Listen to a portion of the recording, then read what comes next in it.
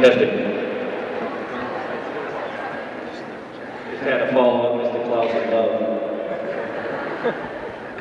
Good morning, Paul Brown. Welcome to the 2012 mock debate. I would like to take this time to thank the administration for allowing us to have this event. Just a reminder that next Thursday, November 1st, following Halloween, we're going to be having a school-wide election. You're going to be able to vote online next Thursday from 7 to 2 p.m. It will be pretty simple for the most part, I guess, unless you're a libertarian. You're going to be voting Republican or Democrat, right? Either for President Obama or Governor Romney, okay? As far as the governor goes, you're either going to be voting for Maggie Hassan or Obed Montaigne. In terms of the representation, it will be a little bit different depending on where you live. You're either going to be voting in District 1 or District 2. If you live in the great town of Stratford,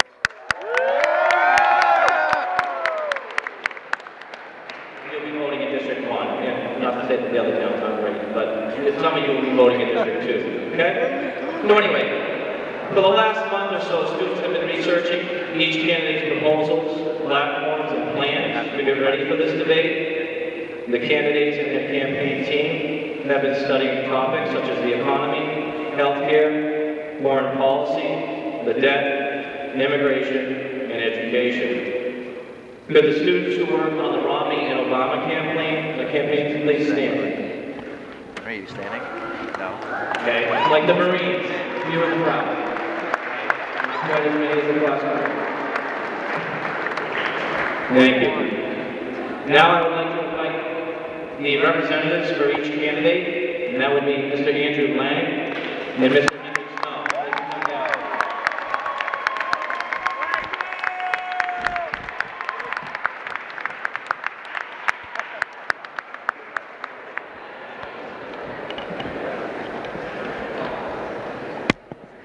Standing in front of you all, I have Mr. Andrew Lang, appropriately at least to my right.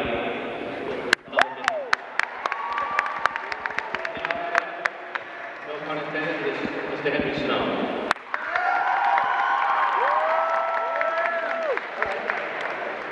Mr. Lang sounds like he's ready already, but I have a few more things to say. All right, it's okay. To begin the debate, Mr. Lang and Mr. Snow will each have about a minute, and I have my trusted little what is it? Oh, yeah. I was going to say clock.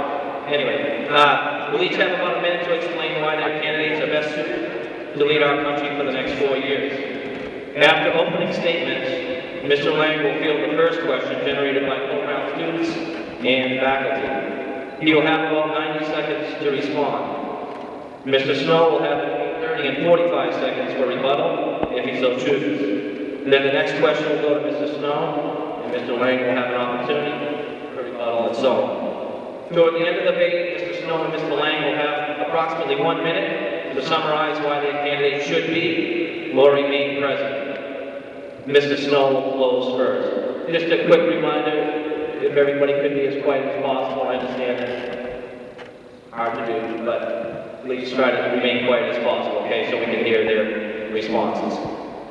Let's begin the debate. Mr. Lang, why do you believe Governor Romney should be elected president? First of all, I would like to thank Mr. Ashley and Master Smith and everybody who helped give me this opportunity. I'd also like to thank you, my fellow classmates, and Henry for consider a friend. We are here today because we care about our future. A future that, if we choose to re-elect the president and stay on the same path, will include a national debt of $20 trillion. That's 20 trillion, 13 zeros. Our generation is going to have to pay that back. No amount of taxing or redistribution will dig our way out of that much debt. A lot of citizens saw the election of Barack Obama as a new beginning in American politics. The hope and change that he preached about were some of the most convincing speeches in recent memory. Mr. Obama promised us that he would cut the deficit in half, that he would pass immigration reform, and that he would be the bipartisan leader this country so desperately needed. What he gave us was a deficit that doubled President Bush's total in half the time. no effort on an Immigration Act. It's some of the most partisan politics this country has ever seen. There was no doubt heading into his first term that we were in a mess. But the president never fulfilled the promises he elected upon. With all the broken promises, what is there to convince us to believe him this time around? We don't need this lack of leadership. We don't need higher taxes. We don't need a lawyer from Chicago in the Oval Office. We don't need Barack Obama. What we need is a man with experience in today's economic world. What we need is a leader that has created over 10,000 jobs in the private sector, and a businessman who has balanced the budget, not a man who couldn't even pass the budget with a congressional and Senate majority. We need a man who will allow jobs to grow by cutting back regulations and making North America energy independent by 2020. We need a man who has not spent his life as a politician. We need job growth. We need smaller government. We need a leader who does not apologize for American values. We need tax cuts. We need to let the economy grow without government holding it back. We need a real agenda. We need a real jobs plan. We need to believe in the people of America. What we need is Mitt Romney.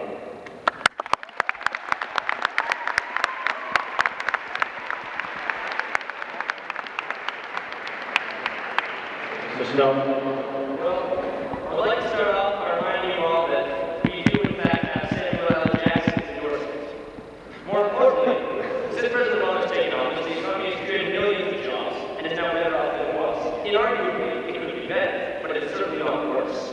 As partisanship, it does, in fact, take two to tango, and the Senate majority is rather useless when Republicans use the filibuster cowardly and to vote. You've seen success in a number of ways. Job creation could be better, but it's improved. We've had the largest middle class tax cut in history, and that was stimulus bill, which was not some spending dogma, but in fact a moderately successful Keynesian economic plan.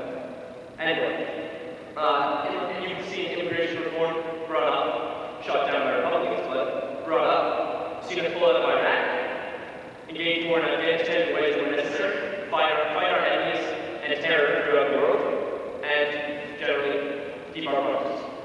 Things may not have been as successful as we hoped at times, but certainly it would be wrong to say that the president has not done an easy job. Okay,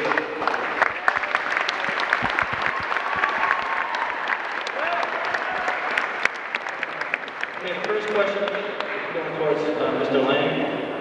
The debt continues to grow as we speak. What are Governor Romney's specific plans to address the debt and get the economy moving in the right direction? The key to cutting the deficit is to cut wasteful, reckless spending that has pervaded Washington for decades. The president, however, seems to think the key to the debt is taxing more, spending more, and wasting more. That's not the solution. Governor Romney will cut the deficit by cutting wasteful spending, by limiting deductions for the super wealthy. Here's this myth that Romney is only for the rich. No, that's not true.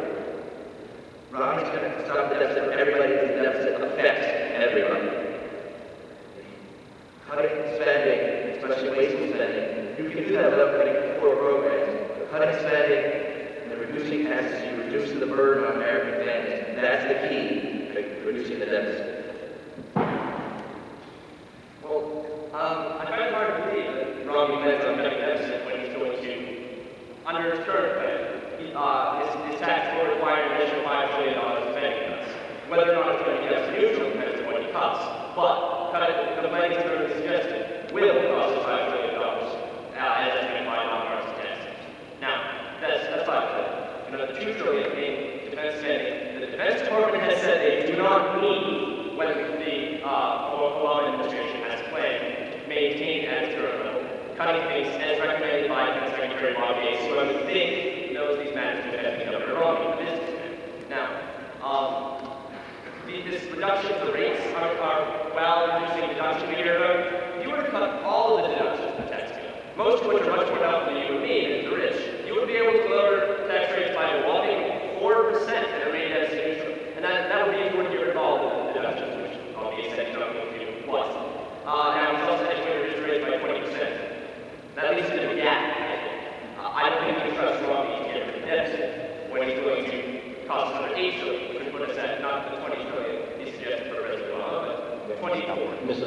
I have a question.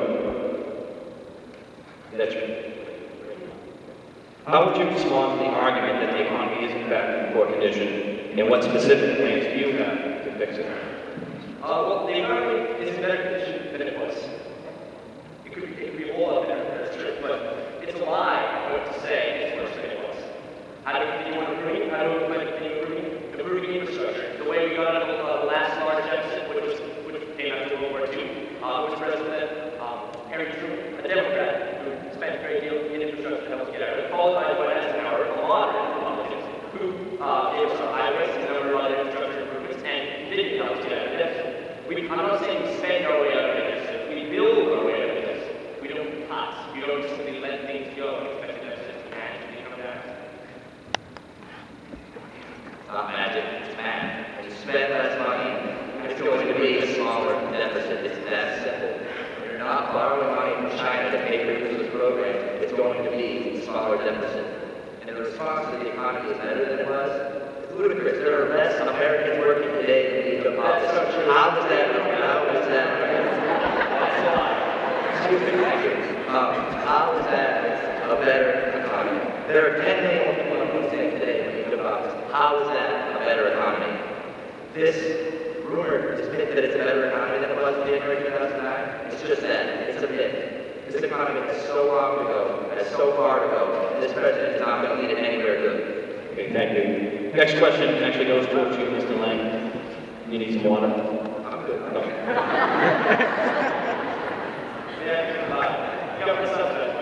I think Mr. Ryan likes that water, right? Anyway, what is Governor Romney's position on moving away from the nation's dependency on fossil fuels? What this nation needs is a comprehensive approach, but not a comprehensive approach that's dangerous. We don't need, because energy shortage now, super high energy prices now, we don't need to spend your money on companies that can't even stay open for a hell of a month. We don't need to be investing money, your money, in companies that go bankrupt. What we need is a true assessment of what's wrong with the American energy policy. What that includes is increasing our ability to depend on ourselves, whether that's drilling, coal, fracking, nuclear. The president, Mitt has an all and above plan. The president has a none of the above plan. What he wants is his way or the highway. And that's not what's best for the American people. What's best for the American people is opening up areas so that we can get more homegrown energy, so that it's less expensive for American families and American workers. Romney's energy policy is modern day entertaining. It's like saying we can solve our food problem. Well, we can solve our food problem by all having ours at home. The fact of the matter is, there's not enough oil here to get us to energy independence in 2020. And more fracking, I'm sure you'd all love natural gas in your water.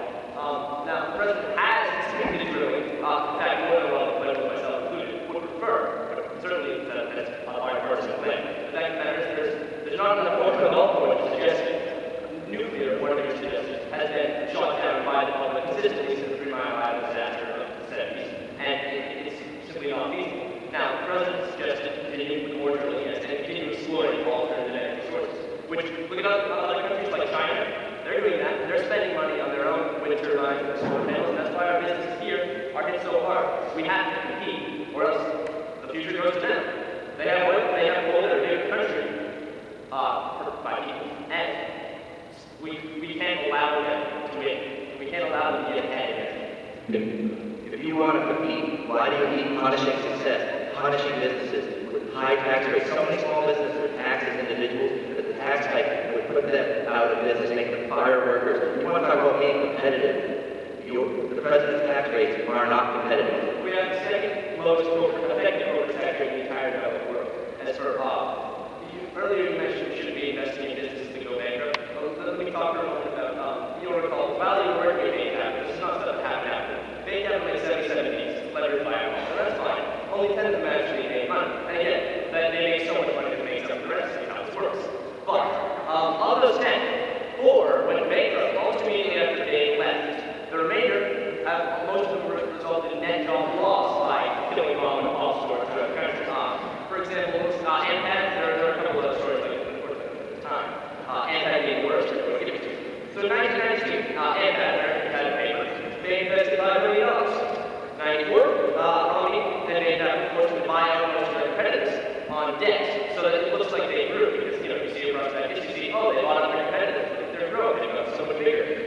However, they bought it with money they didn't have. And so, in 1996, 95, when and I started to get money troubles as a pay for some city fees, cash fees, they responded by giving an IPO, by selling after forcing it to have more acquisitions. Now, at the time, Mr. Snow, you had mentioned the issue of time. yeah, no, okay. Okay, quickly. At the time, and had sales of $1.3 million that year. They used a calculator called pro forma sales for effectively sales they would and will have to make it look like they had $56 million. This is the kind of thing you can expect from Governor Romney, accounting tricks.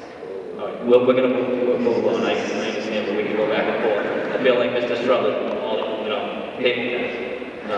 Anyway, all right, so the next subject, it's not, obviously, as Mr. Zavala would attest, everything has to do with the economy. The next question has to do with a lot of students here today as they get older, and it has to do with education overall, but particularly higher education. What are President Obama's plans to make education more affordable in the future? The President supports more investment in training math and science teachers, which are vastly important to our future. They're one of the reasons we're having trouble competing now. Support continuing investment in education, new programs, whatever it is, we're going to have a discussion about it. Mitt Romney suggested he's the largest supporter of school choice. Now, what school choice actually means is that if you're rich and your child goes off to a public school, your town government will happily give them some money to go there as well. Now, of course, lower income students cannot afford to do this, most of those students, and so these vouchers only help them. But for things like charter schools, which, as much as they're excellent experimental playgrounds, if you will, we simply can't maintain a 2-to-1 teacher ratio in most schools. It's not a solution for all of America. It's not a solution at all.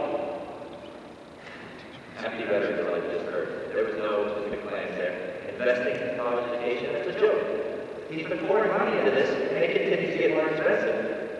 If your policies are working, why is it getting more expensive? The free market always sets prices. The free market is always a better choice than anything the government can come up with. Because every time the government gets involved in any system, it gets more expensive. And American people can't afford more expensive anything right now because the economy is so stagnant, because we haven't had any growth. We can't continue because education is getting expensive and its policies aren't working. It's continuing to get more expensive, more unaffordable. You want to talk about teachers? Teacher schools, the best teacher schools are not public university schools. So, you want to talk about what the government's done? The government has done nothing for education except for bottle it up, make it more expensive, and provide overbearing regulations so that teachers can't teach a solid curriculum. Just one thing. Whenever the government gets involved, things get more expensive. You got up out of your bed. Government subsidized hot sheets. You took a shower. Government subsidized water. Or would have been if you lived in a metropolitan area. Went downstairs, had breakfast, likely government subsidized milk, government subsidized meat, walked down to your government subsidized driveway. Got your government subsidized car, your government subsidized oil, your government subsidized roads, your government subsidized school. Have this discussion, your government subsidized dinner, your government subsidized blanket, your government subsidized voting. And all I think I heard the word government. Do you believe in government? Okay, anyway, the next question is going to go to Mr. Lang, and this is a question that's, that's been brought up over and over. Many Americans are critical of so-called Obamacare. What specifically is so wrong with the program that offers health care for everyone with potential? I'm going to get to that question, but first I'm going to answer Henry's response there. I highly doubt that everything he said, A, is true, and B, that everything, all commodities nowadays are more expensive, so if you want to talk about the government, they're more expensive. No. They're more expensive. Everything's getting more expensive, so the government is getting involved, you're right, and thinks prices are going up. What a coincidence. Now, to get to Mr. Ashley's question, Obamacare, or the Patient Protection Affordable Care Act, as it's actually known, is one of the great travesties of the Obama administration. What it does is it tells people, you can't choose what you want to pay for health care, because we're going to put all private companies out of business. You talk about private companies still being allowed to exist.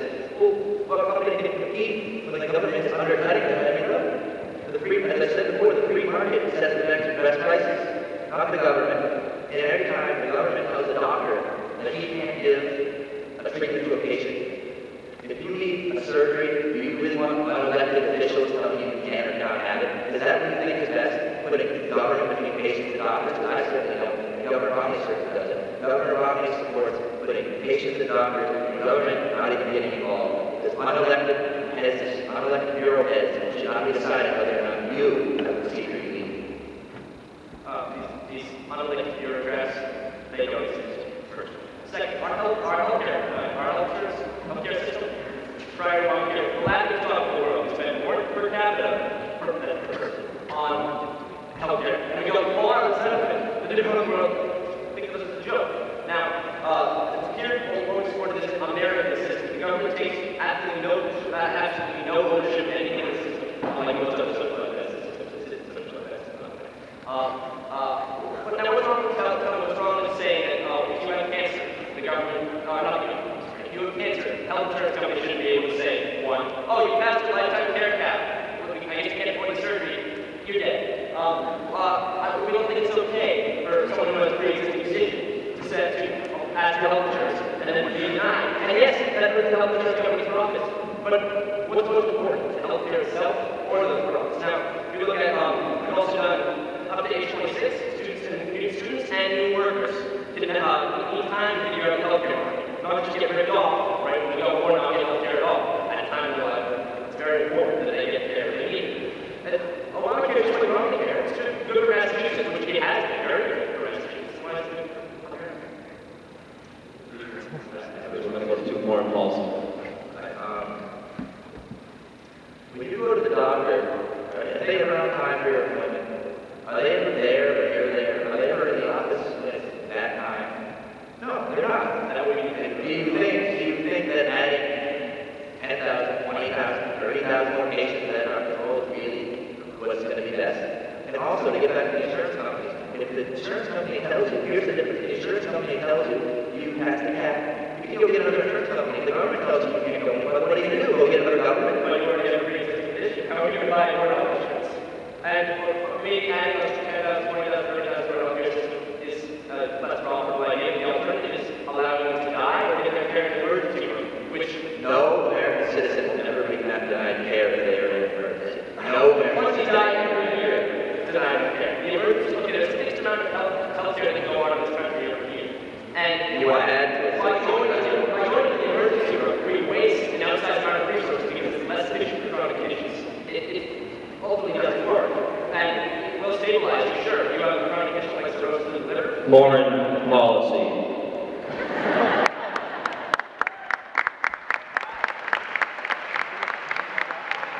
Questions here, guys. I know you're getting very anxious for your classes. Anyway, so the next question is back to foreign policy and it goes towards Mr. Snow. Do you believe that the threat of terrorism has been diminished in the 4 years that you've been in the Oval Office? The threat of terrorism is always present. And I think in some places it's grown, in some places it has diminished. However, we have made things far bigger in this country and this world are safer places than otherwise would have been. Obviously, we have women in the Osama bin Laden, we've taken out post-shell camps from the top leadership with drone strikes, which do not endanger American lives. We toppled a state sponsor of terrorism in Libya without losing a single American soldier. And we continue to support similar regimes. You look at Tunisia, for example, the first country in the Arab Spring, we helped go that a couple of weeks ago. We continue to support Syria, not by giving them guns, by throwing automatic weapons into an unsafe part of the world, by giving them communications technologies, by giving them logistics support, by giving them ideas, and by working with our international partners to set up France to try and continue that transition to a peaceful, true democracy. Al-Qaeda has been toppled. How come they were strong enough to assault our unprotected consulate and kill more than Americans? How come, if Al-Qaeda has been toppled, they're strong enough to still threaten our safety here at home, even in New Hampshire? How come, if Al-Qaeda has been toppled, if they're still such a threat? It's because they haven't been. They haven't been toppled. This president has been leading from behind, and America, the world is a safer place when America leads from ahead. Because this president believes that American values to be diminished, which are part of this world scale. This president believes that going around all of the Middle East and apologizing for America while skipping our greatest ally is a good decision. It doesn't make sense to me. How can you say you stand with Israel, and then when you go right to their neighbors, you don't even talk to them? His foreign policy is a policy of apologizing for America, of apologizing for rights, and apologizing for freedom, and pandering to extremists. Colonel Gaddafi would beg to differ on the apologizing part. Doesn't understand. That's in spite of him. In spite of me? Or in spite of us? Well, I mean, okay.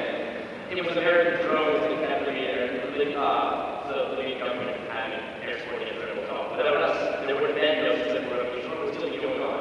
And he would still be around. It was not in spite of us. Why are Americans then? Because you can't protect an embassy? You knew. It was not The president knew. The president knew. 2 hours into the attack, this was an organized terror attack. There were Marines guarding our embassies in Barbados for the dangerous country. Wait, but in Benghazi, Libya, one of the most dangerous countries in the world for Americans right now. The president ignored requests. Americans are dead because the president failed to act. Thank you. Okay, the last more policy question before we wrap it up here. And this goes to Mr. Lang. Who or what do you consider to be America's greatest threat in the world today? It has to be Iran. There's no other option. But when we look at what the president has done, Iran is 4 years closer to a nuclear weapon. 4 years closer that we wasted because we haven't been efficient to stop it. Iran, a nuclear Iran, is the biggest threat to America. A current Iran is the biggest threat to America. But this president has not done nothing to stop it. He's going to talk about his crippling sanctions, yet they still get an inch closer every day. He's going to talk about what the UN has done to put pressure on Iran, but yet they still get closer every day. So clearly, what he's going to tout hasn't been effective. And it hasn't been effective because we're not doing enough to say, no, Iran, we're not going to let you have this because you threaten American values, American interests, and American freedoms. But yet the president seems to think that a nuclear Iran that threatens all of us is not that big of a deal. Personally, let me remark that the leaders in Iran are actually not even made a decision yet as whether or not they want to do it. We're not 4 years closer. They're getting closer to this uranium. You do realize you actually need this. But the greatest threat to this country is not a nuclear Iran, because we will not let that happen. We've said so, and they will just have to give them a definite date because They will, but that's the have to. yeah, but no, the greatest threat to this country is it's not Russia, as Governor Romney said at one point. It continues to be really two things. You have terror, and if China does not cooperate, the possibility of them becoming, as they are, a human rights violating country that runs the world. You cannot allow that to happen. And so, that's why we have things like terror, that's why we've not supported John being outsourced overseas, as the Governor Romney. Let's talk about China for a minute. China continues every day to steal our intellectual property, to steal our copyrights, and to steal our ideas. But the president has done nothing to double down on them. We need to even out the playing field. He's right. China is a human rights violation, but yet he's done nothing about it. China is an international law violation, yet the president has done nothing about it. We need to crack down on China so that every single person is trading and making and building and manufacturing on an even playing field, not one where China is keeping down, manipulatively keeping down their currency so that they're more competitive than the rest of the world. That is not what needs to be done. Well, just to say, we actually, we cracked down on China as much as anybody actually could. Governor Romney has to work the tariff strategy against Chinese tires for pretty American jobs.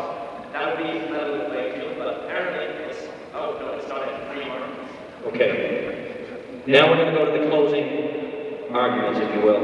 And did we flip a coin before? Yeah, right. We flipped the coin, so you'll go first. I don't know what I'm not powerful or serious. I'm not proud of mom, and I'm not Mitt Romney. It's not about that said. Mitt Romney is a good man. It's not a man who leads this country. Here goes. Mitt Romney believes what really needs to win. This is why he'll say anything to get elected. This is why he misleads us. And if he's elected, he'll betray our trust. It's not so much that we're looked down upon, as we are not to be looked upon at all. Mitt Romney does not believe his words and actions need to match. Do as I say, not as I do. We are below him, and thus, he can be hypocritical and untrustworthy, if it is necessary to be elected. Another personal one. Fundamentally, this, like all elections, is one between two people, but also between two ideologies. You already know what I think, Mitt Romney.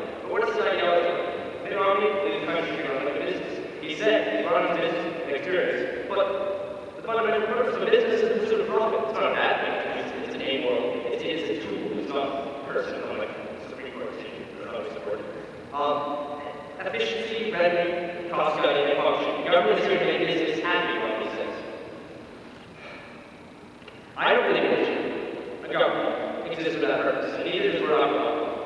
The president dares to hope to say that we can accomplish together what we cannot accomplish alone. And has done his best to provide the fundamental principle behind all just governments. Romney and his ideology was telling you the government is bad, and more government is trespassing against our individual rights. Mitt Romney's is an ideology in which man is inherently evil. He accepts greed as something always here, something to be used rather than something to be bought. He resigns us to conflict, self-interest, and greed. And according to Mitt Romney, if we step back and just get rid of regulations that kill jobs, and more importantly, kill profits of the rich, though they do not, then our economy will prosper. And this is all it takes, he says, all it takes to strengthen our nation. All we must do is let go, stop fighting, and resign ourselves to a future of cruel individualism, where the meek do not care the earth is gentlemen that are upon it, and where our sons are given stones when they ask for bread. It's easy to hear Mitt Romney's words, softly telling you we can let things be. They make sense. They're certainly pleasant to talk to. I always want to be, but they're wrong. And we're not going to be. Even when those most powerful threaten to drown liberty and prosperity in high-hill forgotten gold, we will not give in. I dare to hope to say that we will not be moved. We will not stand for inequality, for dishonesty, for manipulation. And I believe in a government that will stand with us. You must choose this election between two men, a far above them, between two ideas. Romney's resignation or President Obama's struggle. Greed or hope. Selfishness or human compassion. Freedom is not normal. It takes strength to stop the strong and the evil from controlling others. Peace is not natural. We must work to achieve any peace. And prosperity is not automatic. It demands effort. This is why we cannot stop now. We cannot give up. We must stand strong before the onslaught of terror and of greed and of recession. And I dare to hope and to fight and not give in.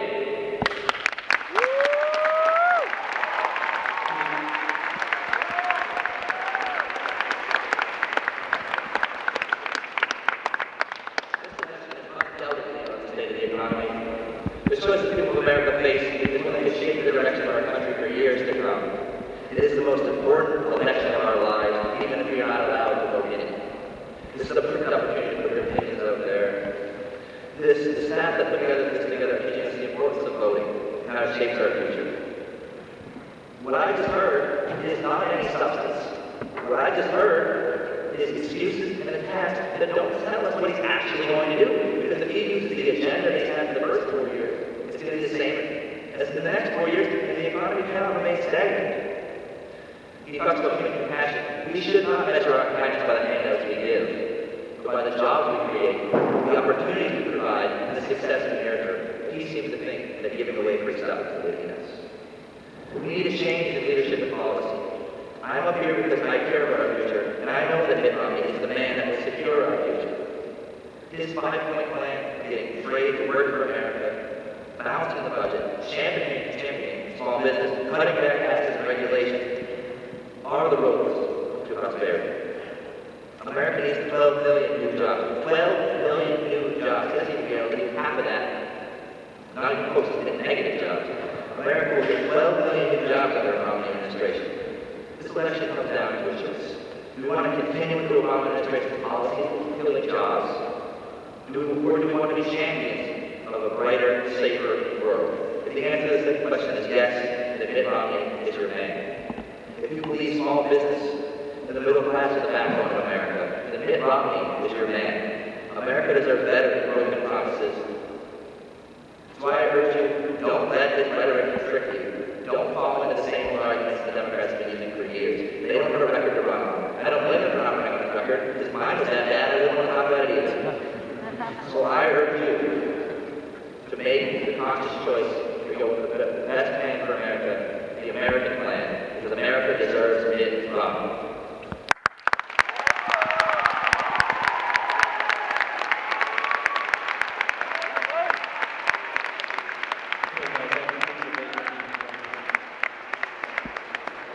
Just a quick reminder, where's the headset? Just a quick reminder that next Thursday, once again, guys, you'll be having an opportunity to vote online. There'll be more information coming forward, but it'll be pretty simple, like you guys did with the bullying thread as well. That's how the procedure will be, okay? So thanks again, guys.